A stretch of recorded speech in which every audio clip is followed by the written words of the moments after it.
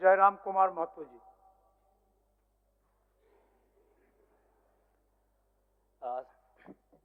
सबसे पहले परम श्रद्धेय आदरणीय अध्यक्ष महोदय को आज सदन का अध्यक्ष चुने जाने के लिए बहुत बहुत बधाई, असंख्य शुभकामनाएं।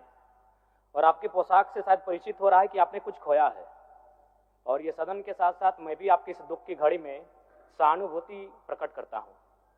अध्यक्ष महोदय, तमाम विपक्ष के साथियों ने विशेष बात को रखा कि जो सरकार होती है संभवतः उनसे अगर कुछ त्रुटि हो भी जाती है तो उसके बचाव में खड़ी अपने आप को पाती है।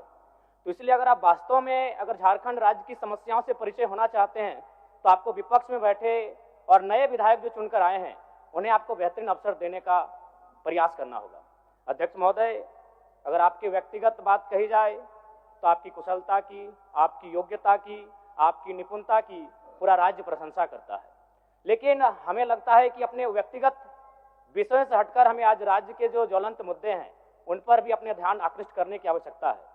अध्यक्ष महोदय, मैं झारखंड लोकतांत्रिक क्रांतिकारी मोर्चा अपने पूरे संगठन की ओर से आपको बधाई देता हूं और आपसे विशेष मांग करता हूं, चूंकि मैं जिन परिस्थितियों से यहां से चुनकर आया हूं, कहीं ना कहीं राज्य के शोषित वंचित लोगों की एक बहुत बड़ी अपेक्षाएं हैं।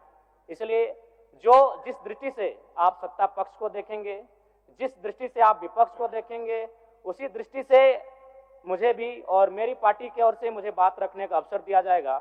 मैं आपसे ये मांग करता हूं, क्योंकि आज जो हमें बात को रखने का अवसर दिया गया है ये बधाई है।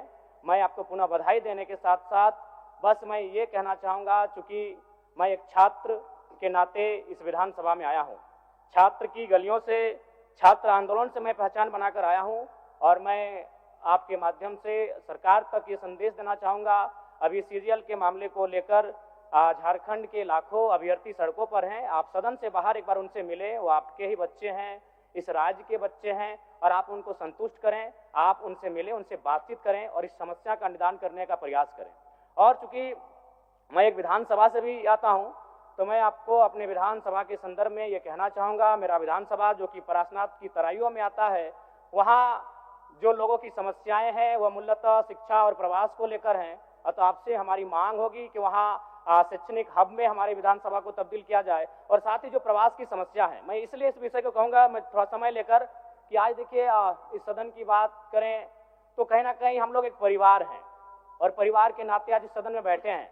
लेकिन मैं जिस विधानसभा क्षेत्र से आता हूं उसके आसपास के विधानसभा क्षेत्रों की एक घटना है, अभी कैमरून में 45 मजदूर फंसे हैं। तो मैं सदन बधाई के बीच में आपका ध्यान आकृष्ट करना चाहूँगा, ये गंभीर विषय है, और वे रोते रोते टेलीफोन किए हुए थे कि उनको पानी की केवल पानी पीकर वो कई दिनों से अपना दिनचर्या को काट रहे हैं।